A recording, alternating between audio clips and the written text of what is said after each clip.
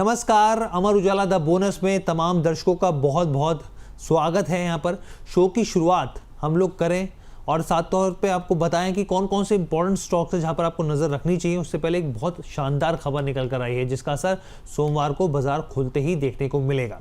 अमेरिकी rating agency S&P global rating ने भारत की long term credit rating BBB- से बढ़ाकर BBB कर दी है। साथ ही आउटलुक जो है वो स्टेबल रखा है। ये अपग्रेड इसलिए खास है क्योंकि जनवरी 2007 से भारत की रेटिंग BBB- पर अटकी हुई थी और लगभग 18 साल बाद इसमें सुधार हुआ है। इसके साथ ही आपके पोर्टफोलियो में मौजूद, चाहे आप NHBC की बात कीजिए, SJVN, Suzlon, NSDL, railway stocks, defence stocks, Vishal Mega Mart, तो तमाम स्टॉक्स पर हम लोग खास चर्चा करेंगे बारीकी से। उसके इन स्टॉक्स के जो नए टारगेट्स हैं वो क्या हैं, क्या रणनीति बनानी चाहिए, और ख़ास तौर पे येस बैंक पर काफ़ी बड़ी खबर आई है, तो आप हमारे साथ आखिरी तक बने रहिए। अब हम लोग जो शुरुआत करने जा रहे हैं एक छोटे से स्टॉक से करने जा रहे हैं जो करीब 50 रुपये से नीचे का है और एक लंबे वक्त के बाद इस स्टॉक में जो है यहाँ पे तेज़ी देखने को मिली। कंपनी प्रॉफिट में आ गई। हम लोग बात करें NMDC स्टील की, ज़बरदस्त तेज़ी देखने को मिली। 18% तक उछलकर जो स्टॉक है 42.5 रुपये को पार कर गया है। यहाँ पर आप ये समझिए कि कंपनी ने अपने नतीजे जारी करे साल 2025-26 के जून तिमाही के नतीजों के ऐलान के बाद ये तेज़ी देखने को मिली। अगर आप यहाँ पर देखें तो करीब 25.5 करोड़ का मुनाफा कंपनी ने दर्ज किया, जबकि एक साल पहले इसी दौरान 547 करोड़ का घाटा था, यानी कि घाटे से प्रॉफिट में आ गई कंपनी। और आप ये भी समझिए कि जनवरी 2024 के बाद कंपनी मुनाफे में आई है। एक लंबा वक्त इन्होंने बिताया है यहाँ पर। अगर ऑपरेशनल रेवेन्यू की बात करें तो ये भी 67% बढ़कर करीब 3,365 करोड़ पे आ गया, जो कि एक साल पहले की बात करें, सेम तिमाही की बात करें तो 2023 करोड़ का था। यहाँ पे कंपनी की अगर कुल आय की बात की जाए तो वो 3,350 करोड़ के आसपास है, जबकि पिछले साल जून तिमाही में ये 2,815 करोड़ के आसपास थी। अगर आप प्रमोटर्स की होल्डिंग की बात करें तो करीब करीब कंपनी में 60% से ज़्यादा की प्रमोटर्स की होल्डिंग है। म्यूचुअल फंड में की अगर बात करें तो वो बहुत ज़्यादा हिस्सेदारी नहीं है, लेकिन यहाँ पर अगर आप जून तिमाही की बात करें तो LIC जो है कंपनी के पास, LIC की अगर देखें तो 14% की हिस्सेदारी है। इसके अलावा FPI विदेशी पोर्टफोलियो निवेशकों की बात करें तो उनके पास भी NMDC की 4% से ज़्यादा हिस्सेदारी है। कंपनी करती क्या है तो देखिए, हम आपको बताएं, NMDC स्टील लिमिटेड एक सरकारी कंपनी है। छत्तीसगढ़ और दूसरी जगहों पे इसके बड़े प्लांट है और करीब करीब आप समझिए कि 3 MTPA जो है स्टील प्लांट का संचालन करती है। तो ये हमने आपको ये पहली खबर बता दी और बम्पर तेजी इसमें देखने को मिली है। दूसरी खबर है telecom service provider Vodafone idea limited की। यहाँ पर कंपनी की तरफ से नतीजे जारी और उसके बाद फिर जमकर पिटाई हुई। स्टॉक ने अपना 52 वीक लो भी बनाया। यहाँ पर पिछले आप ये समझिए कि स्टॉक में गिरावट देखते देखते स्टॉक जो है 6 रुपये के आसपास पहुंच गया। पिछले 7 में से 6 कार्रवाई सेशन में स्टॉक में गिरावट ही देखने को मिल रही है। भारी कर्ज के बोझ के तले दबी इस टेलीकॉम कंपनी ने, अगर आप देखें तो दिसंबर क्वार्टर की बात करें तो यहाँ पे जो कर्ज था वो 6,609 करोड़ का था। उसके सामने और घाटा बढ़ गया। आप ये समझिए Q1 में जो घाटा आया है वो 7,167 करोड़ का आया है यहाँ पर, यानी कि घाटे में बढ़ोतरी देखने को मिली है। सब्सक्राइबर लॉस भी जून महीने में देखने को मिला है, वो जारी है यहाँ पर। आप ये समझिए कि जो बहुत इंपॉर्टेंट पैरामीटर होता है एवरेज रेवेन्यू पर यूजर, यानी कि जिसको ARPU कहा जाता है, दिसंबर में 163 था और उसमें से मामूली सी बढ़ोतरी होकर 164 रुपये हो गया। जबकि भारतीय एयरटेल की बात करें वो 250 रुपये के आसपास है। रिलायंस जियो की बात करें 208 रुपये के आसपास है यहाँ पे। मार्च तिमाही के नतीजों के दौरान कंपनी के मैनेजमेंट ने यह भी बताया कि 5G सेवाओं के विस्तार को लेकर प्रगति चल रही है और 17 राज्यों में लॉन्च ये जल्द ही किया जाएगा। यहाँ पर आपको ये भी बता दें कि केंद्रीय दूरसंचार मंत्री ज्योतिरादित्य सिंधिया ने कहा था कि सरकार की हिस्सेदारी वोडाफोन आइडिया में मौजूदा 49% से अधिक नहीं होगी अभी, यानी कि 49% के आसपास है यहाँ पर। अब हम लोग बात करते हैं मुकेश अंबानी के भाई अनिल अंबानी की कंपनी रिलायंस इंफ्रास्ट्रक्चर और रिलायंस पावर की। एक लंबा जो है यहाँ पर स्टॉक में एक दबाव देखने को मिला, उसके बाद अब जो है स्टॉक में वापस एक रौनक देखने को मिली है। रिलायंस इंफ्रा और रिलायंस पावर के शेयरों में 4% तक के उछाल देखने को मिली। अनिल अंबानी की ग्रुप की फ्लैगशिप कंपनी रिलायंस इंफ्रास्ट्रक्चर के शेयर BSE में इंटरडे के दौरान 4% की तेजी के साथ करीब 269 रुपये पर पहुंचते हुए दिखे। वहीं रिलायंस पावर के शेयर 3% के अधिक के उछाल के साथ 44 रुपये पर जाते हुए दिखे। हालांकि पिछले कुछ दिनों से दोनों कंपनियों के शेयर में दबाव देखने को मिल रहा था। अब ये जान लेते हैं कि भाई खबर क्या थी। तो देखिए, अनिल अंबानी की कंपनी रिलायंस इंफ्रास्ट्रक्चर ने Aravali power company private limited के खिलाफ 526 करोड़ रुपए का आर्बिट्रेशन अवार्ड के रूप में उन्होंने जीत हासिल करी है। अरावली पावर की तरफ से गलत तरीके से कॉन्ट्रैक्ट टर्मिनेट करने के मामले में आर्बिट्रल ट्रिब्यूनल ने यहाँ पे रिलायंस इंफ्रास्ट्रक्चर के पक्ष में फैसला सुनाया और 3 सदस्य वाले आर्बिट्रल ट्रिब्यूनल ने ये साफ तौर पे कहा कि अरावली पावर कंपनी की तरफ से किया गया कॉन्ट्रैक्ट टर्मिनेशन अवैध है, अमान्य है और पूरी तरीके से गलत है। रिलायंस इंफ्रा के पक्ष में आए फैसले के बाद से यहाँ पे स्टॉक में एक अच्छी तेजी बनती हुई दिखी और जिसके चलते स्टॉक जो है एक बढ़त बनाता हुआ दिखा। लेकिन आपको बता दें कि रिलायंस इंफ्रास्ट्रक्चर के शेयर पिछले 1 महीने में 30% से ज़्यादा लुढ़क गए हैं। रिलायंस पावर के शेयर में भी 30% से ज़्यादा की गिरावट देखने को मिली है, लेकिन अब हाल फिलहाल में ये तेज़ी बनती हुई दिख रही है। अब एक और कंपनी की बात करते हैं जिसके नंबर एकदम धुआंधार थे, ज़बरदस्त नंबर्स देखने को मिले, यहाँ पे रिजल्ट्स देखने को मिले। Gold loan financing company Muthoot finance की बात करते हैं, यहाँ पे शेयर में शानदार तेजी देखने को मिली। 10% उछलकर ये 2760 रुपये के रिकॉर्ड स्तर पर पहुँच गए। कंपनी के जून तिमाही के मजबूत नतीजों के बाद ब्रोकरेज जो फर्म है मॉर्गन स्टैनली ने भी शेयर की रेटिंग जो है इक्वल वेट से बढ़ाकर ओवरवेट कर दी है। उसके साथ ही आपको बताएं कि इसका जो प्राइस टारगेट है वो 2880 रुपये से बढ़ाकर 2920 रुपये कर दिया है। मॉर्गन स्टैनली ने अपग्रेड के पीछे 3 प्रमुख कारण बताए। यहाँ पे पहला कारण ये बताया कि ग्रुप में सबसे आगे रहने वाले रिटर्न ऑन इक्विटी और प्रति शेयर आय यानी कि ईपीएस में मजबूत ग्रोथ देखने को मिली है। दूसरा कारण साथियों की तुलना में यानी कि पीएस कंपनियों की तुलना में लगातार पॉजिटिव अनुमान यहाँ पर देखने को मिल रहे हैं। तीसरा कारण एसेट क्वालिटी जोखिम जो है वो काफ़ी कम हुआ है, भले ही बैड लोन में हल्की सी बढ़ोतरी की संभावना यहाँ पर देखने को मिली है। जेफरीज ने भी यहाँ पर मुथूट फाइनेंस के प्राइस टारगेट में बढ़ोतरी करी और 2950 रुपये कर दिया है। जेफरीज का मानना है कि सोने की कीमतों में मजबूती और लोन टू वैल्यू में बढ़ोतरी की संभावना से कंपनी के लोन ग्रोथ में यहाँ पर जो है समर्थन देखने को मिला और ये स्टॉक जो है मौजूदा बाजार में अगर आप देखें डिफेंसिव बाजार में भी एक अच्छा बढ़त बनाता हुआ दिख रहा है। कुछ वक्त पहले ही धूम मचाने वाले आईपीओ बेलराइज इंडस्ट्रीज ने भी यहाँ पे नतीजे जारी किए इस हफ्ते। बेलराइज के पहले तिमाही के नतीजे अनुमान से काफ़ी ज़्यादा बेहतर रहे। कंपनी का जो एबिटा साल दर साल के हिसाब से देखें तो 17% बढ़ा, जो कि जो अनुमान जो था स्ट्रीट एक्सपेक्टेशन कर रहा था 4%, लेकिन उसके सामने 17% की जंप देखने को मिली।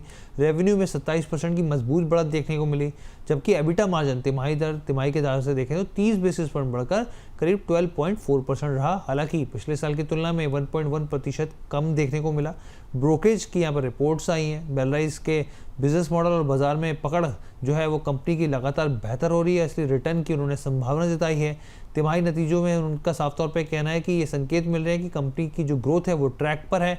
जेफरीज की ओर से शेयर बाजार में बेलराइज इंडस्ट्रीज की खरीदारी की सलाह दी गई है और जो लक्ष्य है टारगेट है वो यहाँ पर प्रदीप हल्दर के जरिए भी 160 रुपये का दिया जा रहा है यहाँ पे। अब हम लोग आगे बढ़ते हैं। एक और इम्पॉर्टेंट कंपनी है, नवरत्न कंपनी है यहाँ पे, सरकारी कंपनी SJVN। बहुत सारे निवेशकों का इसमें निवेश है, पैसा लगा हुआ है यहाँ पे और इसकी जो है रफ्तार एक अच्छी खासी देखने को मिली। चालू वित्त वर्ष की पहली तिमाही में कंपनी के मुनाफे में गिरावट जरूर आई, लेकिन इसके बावजूद निवेशकों का भरोसा कायम है। अगर आप BSE पर देखें तो SJVN में करीब 6% की तेज़ी देखने को मिली और 98 रुपीज़ 90 पैसे तक ये पहुंचता हुआ दिखा। वित्त वर्ष 2025-26 की पहली तिमाही में SJVN के शेयर का अगर आप नेट कंपनी की बात करें, नेट प्रॉफिट जो है वो 36% घटकर 227 करोड़ के आसपास पहुंचता हुआ दिखा। इसके बावजूद मजबूत ऑपरेटिंग परफॉर्मेंस और बढ़ते रेवेन्यू ने बाजार को प्रभावित किया है। तिमाही रेवेन्यू की बात करें तो इसमें 5.5% की बढ़ोतरी देखने को मिली और ये 917 करोड़ पर आ गया। कंपनी का एबिटा जो है वो करीब 11% बढ़कर 742 करोड़ पर पहुंच गया। ऑपरेटिंग मार्जिन में भी एक अच्छा सुधार देखने को मिला और ये सुधरकर 80% के आसपास करीब यहाँ पे पहुंचता हुआ दिखा, जबकि पिछले साल समान अवधि में ये 76.7% के आसपास था। अब ऐसे में इलारा कैपिटल यानी कि जो ब्रोकरेज है उनकी एक रिपोर्ट आई, उन्होंने खरीदारी की सलाह दी और 131 रुपये का टारगेट दिया है, यानी कि करीब 40% का अपसाइड दिख रहा है। ब्रोकरेज का कहना है यहाँ पे कि जो ये स्टॉक है वैल्यूएशन के हिसाब से काफ़ी बेहतर दिख रहा है, लंबी अवधि में निवेशकों को ज़बरदस्त रिटर्न दे सकता है और 5 साल के रिटर्न की बात करें तो 337% का इसने रिटर्न दिया है। 14 अगस्त 2020 का जो स्थिति थी अगर हम बात करें, स्टॉक तो 22 रुपये पर ट्रेड कर रहा था, वहाँ से 98 रुपीज़ के आसपास पहुँचता हुआ दिखा है। अब हम लोग आगे बढ़ते हैं, एक और कंपनी की बात कर लेते हैं। यहाँ पे सरकारी कंपनी है NHPC लिमिटेड। जून तिमाही के वित्तीय नतीजे यहाँ पर भी जारी हुए और कंपनी का कंसोलिडेटेड नेट मुनाफा 4.2% बढ़कर 1065 करोड़ पर आ गया, जो कि पिछले साल की समान तिमाही में 1022 करोड़ के आसपास था। आय की बात करें, सालाना आधार पर ये 19% की ग्रोथ देखने को मिली और 3,214 करोड़ पर आ गया, जो कि पिछले साल 2,690 करोड़ के पार निकल गया था। एबिटा की बात करें, कामकाजी मुनाफे की बात करें, यहाँ पर भी 12% की बढ़ोतरी देखने को मिली और 1,802 करोड़ पर आ गया, जबकि पिछले साल 1,609 करोड़ के आसपास था। मार्जिन भी बहुत इंपॉर्टेंट होते हैं रिजल्ट्स में, तो मार्जिन जो है यहाँ पे कटौती देखने को मिली है, 59.7% से घटकर 56.1% रहे हैं। नतीजों के बाद शेयरों में थोड़ी सी बढ़त जरूर देखने को मिली और इसके बाद आप ये भी समझिए कि एनएचपीसी ने स्टॉक एक्सचेंज को ये भी बताया कि वो 2,000 करोड़ रुपए के नॉन सिक्योरिटी रिमेडेबल और नॉन कन्वर्टेबल टैक्सेबल जो है वो 6.4% एनएचपीसी जो है एजी सीरीज के बॉन्ड जो है उन्होंने 2027 के लिए जारी कर दिए हैं। ये बॉन्ड निजी प्लेसमेंट के आधार पर जारी किए गए हैं। बॉन्ड की अवधि आवंटन की तारीख से 2 साल की है और ऐसे में यहाँ पे ब्रोकरेज की जो रिपोर्ट आई है सीरीज से की, उन्होंने आउट परफॉर्मेंस की रेटिंग दी है और 117 रुपये का लक्ष्य दिया है। उनका साफ तौर पे कहना है कि वाटर जो अवेलेबिलिटी है वो कंपनी की लगातार इंप्रूव हो रही है और आगे भी तेजी बनी रह सकती है। अब हम बात करते हैं विशाल मेगा मार्ट की। कंपनी के शेयरों में ज़बरदस्त तेज़ी देखने को मिली और जिस वजह से जो स्टॉक 155 रुपये के भाव पर भी जाता हुआ दिखा। इस तेज़ी की वजह रही कंपनी के Q1 के नतीजे। दरअसल जून क्वार्टर में विशाल मेगा मार्ट के अगर आप नतीजों को देखें तो प्रॉफिट आफ्टर टैक्स सालाना आधार पर 32% उछल के 206 करोड़ पर आ गया, जो कि एक साल पहले जून क्वार्टर में 150 करोड़ था, यानी कि एक अच्छा जंप देखने को मिला। ऑपरेशन से रेवेन्यू सालाना आधार पर आप देखिए तो 21% की ग्रोथ के साथ 3,110 करोड़ रुपए के लेवल पर चला गया, जो कि एक साल पहले करीब 2,500 करोड़ के आसपास का था। एबिटा की बात करें तो ये भी 25% से बढ़कर करीब 460 करोड़ रुपए आया। बड़ी खुशखबरी ये भी रही कि अगर आप मार्जिन के मोर्चे की बात करें तो वहाँ पर भी एक अच्छा खासा जंप देखने को मिला है। मार्जिन जो है वो भी बढ़ते हुए 14.6% पर आ गए हैं, जिसके बाद ब्रोकरेज फर्म जेफरीज ने इस शेयर के टारगेट प्राइस को बढ़ा दिया है। उनका साफ तौर पे मानना है कि आने वाले दिनों में स्टॉक 175 रुपये भी टच कर सकता है। जी हाँ, 175 रुपये यहाँ पे टच करने की संभावना जताई जा रही है और इसके साथ ही दूसरे ब्रोकरेज भी जो है वो काफ़ी ज़्यादा पॉजिटिव स्टॉक पर दिख रहे हैं। आगे बढ़ते हैं, एक और इम्पॉर्टेंट खबर, एक और रिटेल निवेशकों का पसंदीदा स्टॉक यहाँ पे सुज़लॉन एनर्जीज की बात कर लेते हैं। स्टॉक में गिरावट देखने को मिली। आप ये समझिए कि शेयर जो है कारोबार करते हुए इंटरडे के दौरान 4% तक नीचे चले गए और अगले दिन भी दूसरे दिन भी इसमें दबाव देखने को मिला। इस गिरावट की जो मुख्य वजह है वो है तिमाही के रिजल्ट्स और खासतौर पर मुख्य वित्तीय अधिकारी जो CFO हैं उनका इस्तीफा माना जा रहा है। अगर आप नतीजों को देखें, FY26 की पहली तिमाही के नतीजे जो है वो घोषित होते हुए दिखे यहाँ पर और कंपनी ने साफ तौर पे बताया कि जो चीफ फाइनेंशियल ऑफिसर हैं उनके पद से उन्होंने अपना इस्तीफा दे दिया है। कंसोलिडेटेड नेट प्रॉफिट की बात करें तो इसमें 7.5% की बढ़ोतरी दर्ज की गई, 324 करोड़ के आसपास पहुंचता हुआ दिखा, जबकि सेम तिमाही में ये 302 करोड़ के आसपास का था। और इसी दौरान कंपनी का जो टोटल ऑपरेटिंग रेवेन्यू है वो 55% बढ़ गया, 3,132 करोड़ रुपये आ गया। इसके अलावा यहाँ पर हम लोग लगातार बता रहे हैं हिमांशु मोदी जो हैं उन्होंने अपने पद से इस्तीफा दिया। 31 अगस्त 2025 को उनका जो कार्यकाल है वो समाप्त हो रहा है। ऐसे में मोतीलाल ओसवाल ने भी यहाँ पर अपनी रिपोर्ट जारी की जिसमें उन्होंने बताया कि FY26 के लिए एडजस्टेड प्रॉफिट आफ्टर टैक्स अनुमान जो है वो 25% तक कटौती की गई है, लेकिन जो लक्ष्य है वो 80 रुपये कर दिए गए। इससे पहले जो लक्ष्य थे वो 82 रुपये थे। एक और विंड एनर्जी सॉल्यूशन देने वाली कंपनी की बात कर लेते हैं, आयनॉक्स विंड की। इन्होंने भी अपने वित्त वर्ष 2026 की पहली तिमाही के लिए अपने नतीजे जारी किए और आप ये देखिए कि सबसे हाईएस्ट नेट प्रॉफिट और शानदार प्रदर्शन यहाँ पर इस कंपनी ने दिखाया। यहाँ पे कंपनी का जो नेट प्रॉफिट है साल दर साल के हिसाब से 134% बढ़कर 97 करोड़ पर पहुँच गया। हालांकि इस अवधि में 40 करोड़ का डिफर्ड टैक्स चार्ज भी शामिल था, जो कि नॉन कैश अकाउंटिंग एडजस्टमेंट है। पिछले वित्त वर्ष की समान तिमाही में कंपनी का जो नेट प्रॉफिट है 41 करोड़ रहा था। इसके अलावा प्रॉफिट बिफोर टैक्स 167% बढ़कर 138 करोड़ पे पहुंच गया।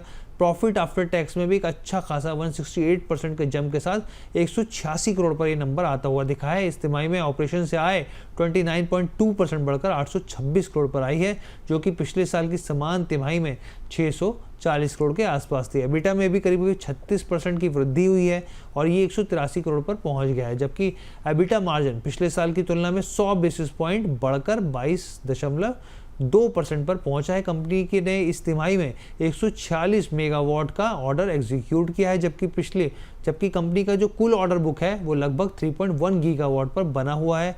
आयनॉक्स विंड ने अपने आप समझिए डिवर्सिफाई ऑर्डर पोर्टफोलियो में फर्स्ट एनर्जी से उपकरण सप्लाई का नया ऑर्डर जोड़ा है, जिससे प्रमुख सार्वजनिक क्षेत्र की कंपनियां जो है PSU और वाणिज्यिक और औद्योगिक ग्राहक जो है वो इसमें शामिल होते हुए दिखे हैं। अब हम लोग बात कर लेते हैं येस बैंक की। यहाँ पर एक बड़ी अच्छी खबर आई निवेशकों के लिए। क्रेडिट रेटिंग एजेंसी क्रिसिल ने बैंक की रेटिंग अपग्रेड कर दी है, जो कि निवेशकों के भरोसे और बैंक की फाइनेंशियल स्थिति दोनों के लिए पॉजिटिव सिग्नल देती है। पहले क्रिसिल ने A+ स्टेबल थी, अब बढ़कर यहाँ पर क्रिसिल AAA- स्टेबल कर दी गई है। लॉन्ग टर्म स्टेबिलिटी का जो संकेत है यहाँ पर AAA- रेटिंग पर दिखाता है। बैंक की लंबी अवधि को देनदारियां चुकाने की क्षमता को ये और बेहतर बनाएगा। और सर्टिफिकेट ऑफ डिपॉजिट, जिनको CDS कहते हैं, यहाँ पर क्रिसिल ने A1+ की रेटिंग को बरकरार रखा है। रेटिंग में ये सुधार बैंक के बॉन्ड्स और लोन चुकाने की क्षमता को लेकर क्रिसिल के भरोसे को दिखाता है। शेयरधारकों के लिए इसका मतलब फंड जुटाना आसान होगा। बेहतर रेटिंग का मतलब बैंक को मार्केट से फंड कम ब्याज पर मिल सकेगा, निवेशकों का भरोसा बढ़ेगा। रेटिंग अपग्रेड से मार्केट में बैंक के क्रेडिट क्वालिटी मजबूत मानी जाती है, जिससे शेयर पर सेंटीमेंट जो है वो पॉजिटिव होते हैं। अपग्रेड की एक पॉजिटिव खबर है यहाँ पर ये, इसलिए हमने आपके साथ साझा करी। और इसका असर मैं आपको बताऊं सोमवार को भी देखने को मिलेगा। और दूसरे फैक्टर तो क्वार्टरली रिजल्ट्स के साथ मिलाकर देखा जाए तो ओवरऑल जो स्टॉक है वो एक पॉजिटिव टेरिटरी में देखने को मिल रहा है। अब बात करते हैं एक और स्टॉक की, नेशनल सिक्योरिटी डिपॉजिटरी लिमिटेड यानी कि NSDL की। अपनी पहली तिमाही की कंपनी ने नतीजे पेश किए, जिसके बाद शेयर में एक अच्छी खासी गिरावट देखने को मिली। आप देखिए स्टॉक 5% टूटा और ये पहली बार है जब नतीजे आने के बाद स्टॉक में एक भारी गिरावट देखने को मिली। लगातार 2 दिन में स्टॉक 10% टूट गया। अगर आप इसके नतीजों को देखें तो मुनाफा पिछले साल के मुकाबले 15% बढ़त बनाता हुआ दिखा है। यहाँ पर आय साल दर के आधार पर 7% यहाँ पे घटी है। थोड़ा और बारीकी से समझे तो मुनाफा पिछले साल के मुकाबले 77 करोड़ रहा, जबकि ये जो है 70 करोड़ से बढ़कर 89 करोड़ के आसपास रहा है, यानी कि इसमें 15% की बढ़त देखने को मिली है। इसके अलावा आगे बढ़े हम लोग और नंबर्स को देखें तो एबिटा जो है वो 80 करोड़ से बढ़कर 95 करोड़ आया है, यानी कि 18% का जंप यहाँ देखने को मिला। एबिटा मार्जिन 24% से बढ़कर 30% आ गया यहाँ पर। इसके अलावा अगर आप देखिए इशू जो प्राइस था 800 रुपये था, वहीं लिस्टिंग 880 रुपये पर हुई और आप देखिए वहाँ से 61% तक स्टॉक चढ़ गया। ऐसे में मार्केट एक्सपर्ट अमरीश बाली का कहना है आप चाहें तो इस स्टॉक में मुनाफा बुक कर सकते हैं और CDSL की तरफ शिफ्ट कर सकते हैं।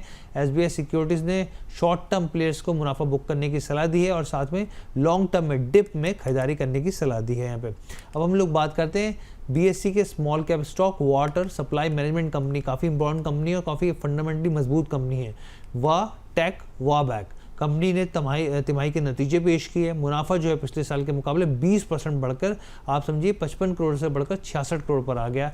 वहीं आय में साल दर साल के आधार पर 17% का जंप देखने को मिला, या आप समझिए 626 करोड़ से बढ़कर 734 करोड़ पर आ गई। एबिटा को देखें आप तो एबिटा भी 17.5% बढ़कर आप ये देखिए 81 करोड़ था पिछली तिमाही में, वहाँ से बढ़कर 95 करोड़ पर आ गया। वहीं मार्जिन भी पिछले साल के मुकाबले स्थिर रहे हैं, पिछले साल के स्तर पर 13% का यहाँ पे स्थिर स्टेबिलिटी देखने को मिल रही है। इसके अलावा अगर आप देखें तो करीब 2600 करोड़ के ऑर्डर इनटेक के साथ ये जो पूरा क्वार्टर है वो खत्म हुआ और इसकी कुल ऑर्डर बुक देखें तो 15,800 करोड़ पर हो गई है, जिसके फ्रेमवर्क कॉन्ट्रैक्ट्स भी इसमें शामिल हैं। ये कंपनी की सालाना आय से 4 गुना अधिक हैं, जो भविष्य की मजबूत ग्रोथ की स्पष्टता दिखाते हैं। दिसंबर में आप ये देखिए 1,944 रुपये पर ये स्टॉक पहुंचता हुआ दिखा था। वहीं स्टॉक में 1,109 रुपये का यहाँ पे न्यूनतम स्तर भी इसने बनाया है। यहाँ पर अब बात करते हैं 197 कम्युनिकेशन पेमेंट कंपनी पेटीएम की। दमदार तेजी देखने को मिली यहाँ पर और दरअसल खबर निकल के आई कि जो कंपनी की सब्सिडरी है पेटीएम पेमेंट सर्विसेज को भारतीय रिजर्व बैंक की तरफ से RBI की तरफ से ऑनलाइन पेमेंट एग्रीगेटर के रूप में काम करने की जो है लाइसेंस मिल गया है। ये मंजूरी करीब 1.5 साल बाद है, जिससे शेयर में 6% की तेज़ी देखने को मिली और आप समझिए स्टॉक 1,112 रुपये पर पहुंचता हुआ दिखा यहाँ पर और उसके बाद आगे बढ़ता हुआ दिखा 1,184 रुपये पर इंटरडे पे पहुंचा, जो कि इसका नया 52 वीक हाई भी बन गया। और ठीक 1 साल पहले पेटीएम आप समझिए कि 52 वीक जो लो था इसका 508 रुपये था। RBI ने मार्च 2024 में पेटीएम पेमेंट बैंक पर बैन लगा दिया था और नए मर्चेंट जोड़ने पर रोक लगा दी थी। अब इस पाबंदी को हटा दिया गया है। इसके बाद RBI ने कंपनी को साइबर सिक्योरिटी ऑडिट कराने और 6 महीने के अंदर सिस्टम ऑडिट कराने और रिपोर्ट जमा कराने का आदेश दिया है। पेटीएम ने पिछले कुछ समय में गैर जरूरी कारोबार को बंद किया है और खर्चों में कटौती की है। एम्प्लॉय बेनिफिट और विज्ञापन पर खर्च घटने से कंपनी के जो फाइनेंशियल्स हैं वो सुधरे हैं। पहले अनुमान था कि कंपनी FY27 के एस्टीमेट तक जो अर्निंग पर शेयर है वो पॉजिटिव होगा, लेकिन अब ये टारगेट जो है जून 2025 तक के यहाँ पर हम लोग देख रहे हैं कि क्वार्टर में हासिल होते देखने को मिल रहे हैं। ग्लोबल ब्रोकरेज फर्म सिटी ने पेमेंट पर अपना जो है यहाँ पे पेटीएम के ऊपर बाय रेटिंग दी है और 1215 रुपये का यहाँ पे टारगेट दिया है। अब हम बात करते हैं रेलवे कंपनियों की। रेलवे कंपनियों के भी नतीजे आए। रेल विकास निगम लिमिटेड यानी कि आरवीएनएल ने वित्त वर्ष 2026 की पहली तिमाही के नतीजे जारी किए। कंपनी का जो कंसोलिडेटेड नेट प्रॉफिट है वो 40% की सालाना गिरावट के साथ 134 करोड़ पर पहुंच गए, जबकि कंपनी ने पिछले साल की समान अवधि में 224 करोड़ रुपए ये तब रहा था। ऑपरेशनल रेवेन्यू की बात करें तो 3,908 करोड़ रुपए रहा, जो कि वित्त वर्ष 2024 की पहली तिमाही में 4,074 करोड़ था, यानी कि 4% की गिरावट यहाँ भी दर्ज की गई। कुल आय भी पिछले साल की इसी तिमाही में आप देखिए कि 4,337 करोड़ रुपए से करीब 4.5% गिरकर 4,137 करोड़ रुपए आ गई है। रेवेन्यू के मोर्चे पे प्रॉफिट की बात करें, यहाँ पे प्रॉफिट बिफोर टैक्स की बात करें तो हर एक मोर्चे पर यहाँ पे दबाव देखने को मिला है। अगर प्रॉफिट बिफोर टैक्स की बात करें तो 43% यहाँ पर नीचे आ गया। हालांकि तिमाही के लिए कंपनी का जो कुल खर्च है वो 3,973 करोड़ रुपए रहा, जो कि वित्त वर्ष 2024 की पहली तिमाही में 4,036 करोड़ था, यानी कि इसमें करीब 1.5% ये है गिरावट देखने को मिली है।